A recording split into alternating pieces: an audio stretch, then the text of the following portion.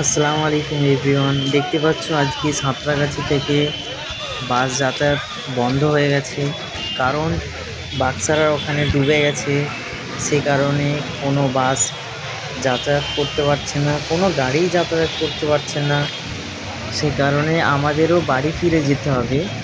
আর আপনারা যারা কাজে যাওয়ার উদ্দেশ্যে আসছেন সাঁতরাগাছি, দয়া করে আসবেন না, কারণ এখান থেকে কোনো বাস যাতায়াত করতে পারছেন না।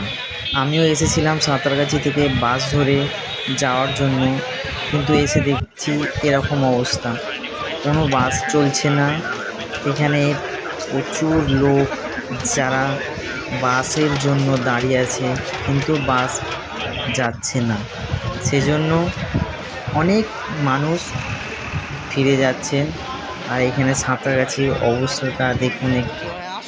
আর গাইজ, তোমরা যারা ভিডিওটা দেখছো তারা প্রচুর পরিমাণে শেয়ার করুন, যাতে মানুষজন দেখতে পারে। যারা আসছেন সাঁতরাগাছির উদ্দেশ্যে তারা যেন না আসে। সাঁতরাগাছি এখানের অবস্থাটা খুবই খারাপ, দেখতেই পাচ্ছ।